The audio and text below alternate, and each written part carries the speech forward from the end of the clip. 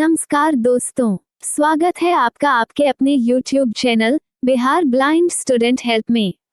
दोस्तों, आज के होम साइंस एपिसोड में अध्याय 2 जिसका नाम है कमरों का वर्गीकरण पार्ट 1 को सुनेंगे।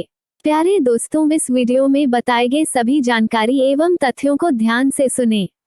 अगर हो सके तो उन्हें नोट भी कर सकते हैं ताकि परीक्षा के समय आपके सामने प्रश्नों का पर्याप्त संग्रह हो जाएंगे, जिससे आपको रिवीजन करने में मददगार साबित होगा। वीडियो में आगे बढ़ने से पहले आपसे एक रिक्वेस्ट है, यदि आप इस चैनल पर नए आए हैं तो चैनल को सब्सक्राइब कीजिएगा, वीडियो को लाइक और दोस्तों और सहपाठियों के साथ शेयर कीजिएगा। अपनी कीमती राय कमेंट में जरूर लिखिएगा। आगे इस चैनल पर किस तरह का कंटेंट देखना पसंद करेंगे, क्योंकि इस चैनल पर इसी तरह के से इन्फॉर्मेटिव हेल्पफुल वीडियो लाया जाएगा आने वाले समय में और भी यूनिक होने वाला है, इसलिए आप इस चैनल से जुड़े रहें। आइए दोस्तों, सुनते हैं मीनाक्षी मैम से। Home science class 10 physiology book unit 3 का चैप्टर नंबर 2 कमरों का वर्गीकरण। हमारी आवश्यकताएं। मानव विकास के प्रारंभिक काल में मनुष्य की आवश्यकताएं कम और सीमित थी। सभ्यता के विकास के कारण इन आवश्यकताओं में वृद्धि हुई। अब व्यक्ति को विभिन्न कार्यों के लिए पृथक पृथक कमरों की आवश्यकता अनुभव होने लगी। आवश्यकताओं के भेद से कमरों की बनावट और सुसज्जा में भी भेद हुआ। सोने के कमरे यानी शयन कक्ष की सुसज्जा अतिथियों से मिलने के कमरे से भिन्न प्रकार की होने लगी। दोनों कमरों के उपकरणों और सजावट में विभिन्नता आई। इसी प्रकार रसोई बनाने के कमरे का प्रबंध दूसरे प्रकार का हुआ। मध्यम श्रेणी का परिवार 4-5 कमरों वाले घर में सुखपूर्वक जीवन व्यतीत कर सकता है, लेकिन उच्च श्रेणी के परिवार के लिए ऐसा मकान उपयुक्त नहीं होगा।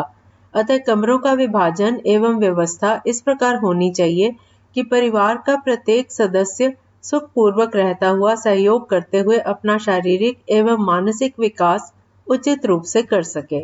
सभी कार्यों के लिए विशेष एवं उचित स्थान होना अति आवश्यक है। संतोषजनक एवं आरामदेह वातावरण के लिए मकान में पर्याप्त कमरे तथा प्रत्येक कार्य के लिए अलग अलग स्थान आवश्यक है। टॉपिक है कमरे का विभाजन करते समय ध्यान देने योग्य बातें। कमरों का विभाजन करते समय निम्नलिखित बातों पर ध्यान देना चाहिए। नंबर 1, एकांतता। प्रत्येक व्यक्ति के लिए अलग अलग कमरा होना चाहिए ताकि वह स्वेच्छा से अध्ययन, मनन एवं कार्य कर सके एवं एकांत का अनुभव कर सके। नंबर 2, कमरों के पारस्परिक संबंध। कमरों का पारस्परिक संबंध रहने से समय एवं शक्ति की बचत होती है। संबंधित क्रिया संबंधी सभी कमरे आपस में संबद्ध होने चाहिए। जैसे रसोई घर से भोजन कक्ष एवं भंडार घर संबंधित होने चाहिए ताकि सामान आसानी से रसोई घर में व्यवस्थित हो सके और रसोई घर से पकाया हुआ भोजन गरम गरम ही भोजन कक्ष में पहुंचाया जा सके। तीसरा पॉइंट, सहज आवागमन। कमरों की स्थिति ऐसी होनी चाहिए कि एक कमरे से दूसरे कमरे में आसानी से आया जाया जा सके। इससे समय एवं शक्ति की बचत होती है। एक कमरे का दरवाजा दूसरे कमरे में खुलने से आने जाने में सुविधा होती है, परंतु शयन कक्ष में अन्य कमरों के दरवाजे नहीं खुलने चाहिए। और इसके बाद नंबर 4, परिवर्तनशीलता। मकान में कमरों का बंटवारा इस प्रकार से होना चाहिए कि उनका आवश्यकतानुसार परिवर्तन उनमें किया जा सके।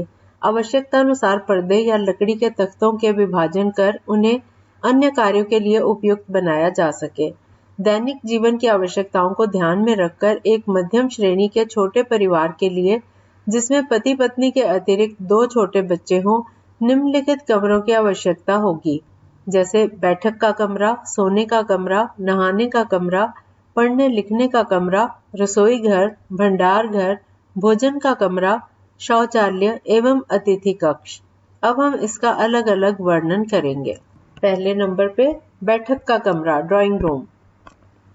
इसकी स्थिति साधारणतः बैठक के कमरे में ही महिलाएं अतिथियों का सत्कार करती हैं, मित्रों के साथ बैठकर गपशप करती हैं या चाय पीती हैं।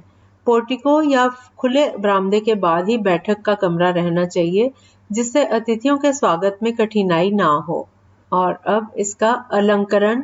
परिवार की आर्थिक क्षमता के अनुरूप ही बैठक के कमरे का सुसज्जित होना जरूरी है। कमरे में सोफा सेट के अतिरिक्त 2-4 तिपाई और गोल मेज, गुलदस्ते, पीकदान, राखदान, एशट्रे इत्यादि का रहना आवश्यक है। रंगीन दीवार और दीवार पर लगे हुए प्राकृतिक चित्र कमरे की शोभा बढ़ा देते हैं। कमरे की दीवारों के अनुरूप ही खिड़कियों और दरवाजों पर पर्दे लगे हों। मेटल पीस या कमरे के कोने में छोटी छोटी तिकोनी मेजों पर कड़े हुए मेजपोश डालकर उन पर छोटी छोटी सुंदर चीजें सजाने से कमरे की शोभा बढ़ जाती है। दीवार में लगी हुई शीशा जड़ी अलमारी और उसमें मनपसंद विभिन्न अभिरुचियों की पुस्तकें बैठक की शोभा में चार चांद लगा देती हैं।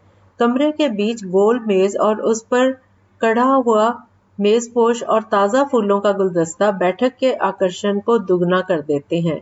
और अब गर्मी के मौसम में बैठक को ठंडा रखना।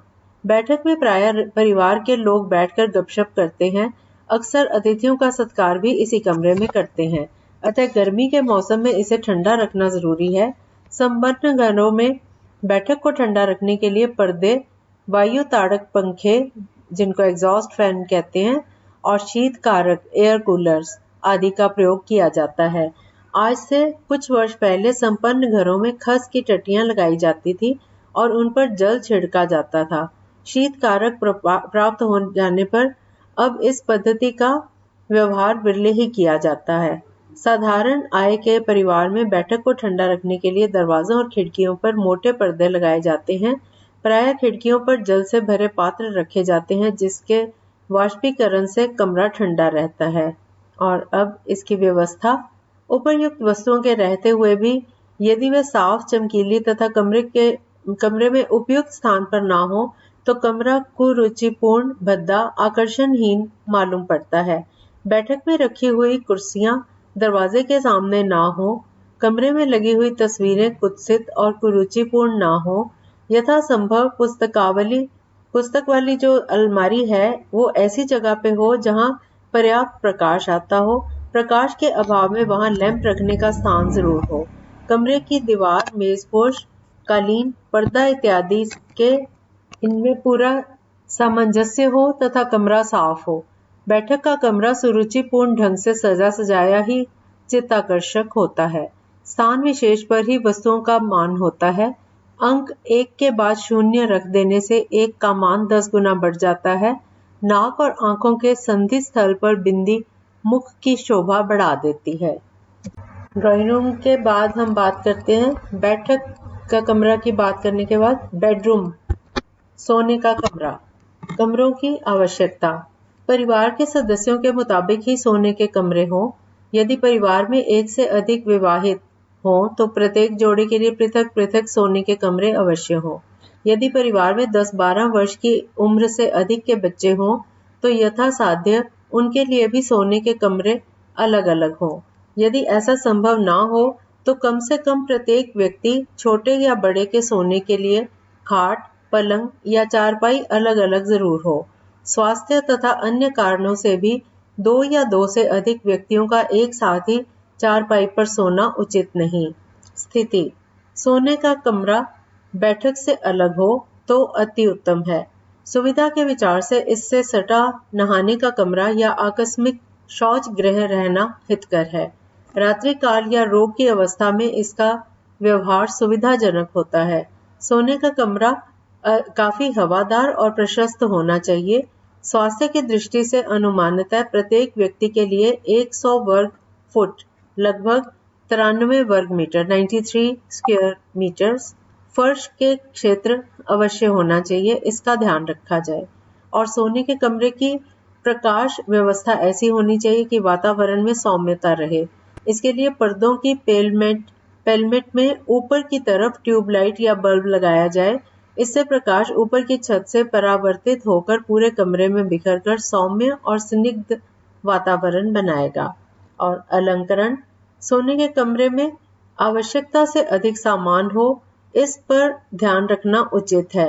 यथासंभव सोने के कमरे में प्रत्येक व्यक्ति के लिए पृथक पृथक पलंग, चारपाई या तख्त, एक छोटी मेज, कपड़ों के लिए स्टैंड, हल्की कुर्सी या स्टूल, लैंप, तौलिया तथा सुराही स्टैंड पर सुराही अवश्य हो। संक्षेप में, सोने के कमरे में आवश्यक उपकरणों के अतिरिक्त अन्य सामान जहां तक कम हो अच्छा है। और इसके बाद नहाने का कमरा, बाथरूम, इसकी स्थिति और अलंकरण। नहाने का कमरा कम से कम 2 मीटर का जरूर हो।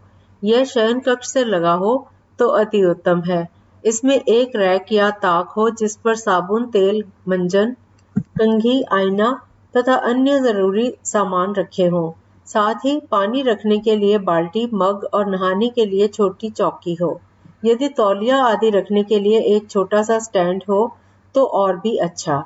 ये तौलिया टांगने के लिए खूंटी और मैले कपड़े रखने के लिए ऊंचा ढक्कनदार काठ का बक्सा हो। यदि नहाने के कमरे से लगा हुआ ही श्रृंगार का कमरा यानी ड्रेसिंग रूम हो तो अति उत्तम है। और इसके बाद पढ़ने लिखने का कमरा, स्टडी रूम, इसकी स्थिति और अलंकरण।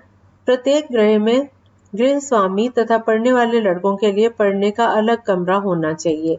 ऐसा कमरा गृह के उस भाग में होना चाहिए जहां पर्याप्त मात्रा में सूर्य प्रकाश आता हो। यह कमरा कोलाहल से दूर होना चाहिए।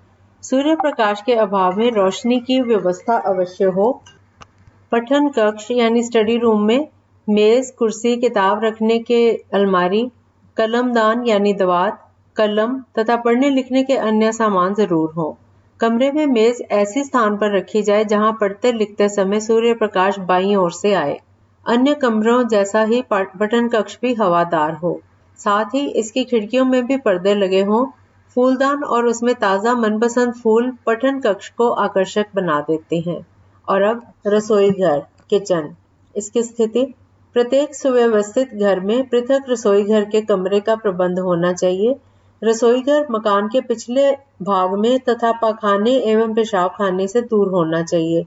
यह भी ध्यान रखना चाहिए कि रसोई घर सड़क के किनारे ना हो, अन्यथा सड़क की धूल, कूड़ा करकट आदि उड़कर भोजन को दूषित करेंगे। व्यवस्था, यथा साध्य रसोई घर अन्य कमरों जैसा ही हवादार होना चाहिए। मक्खियों से बचाने के लिए इसकी खिड़कियों पर महीन जाली मड़ी हो। इस कमरे का फर्श जो है वो पक्का हो ताकि यहाँ दिन में कई बार सहज ही भली भांति ये फर्श धुल सके। इसमें दूषित जल के निकास के लिए अच्छी नाली हो ताकि जल सहज ही दूर जाकर बड़ी नाली में गिर जाए। यदि बिजली के उपकरणों का व्यवहार हो तो उन्हें हमेशा पानी से दूर रखना चाहिए। यदि रसोई घर में खिड़कियां ना हो तो दूषित वायु, धुएं आदि के निकास के लिए एग्जॉस्ट फैन का जरूर व्यवहार हो। और अब सुसज्जा।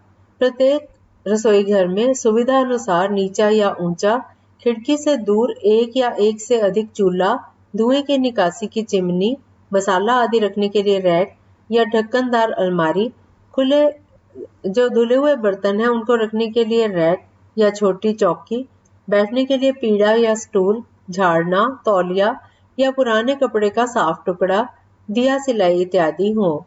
रंग बिरंगे प्लास्टिक के सामानों से रसोई घर में भी सजीवता लाई जा सकती है। अगला टॉपिक है भंडार घर, स्टोर रूम, स्थिति और अलंकरण।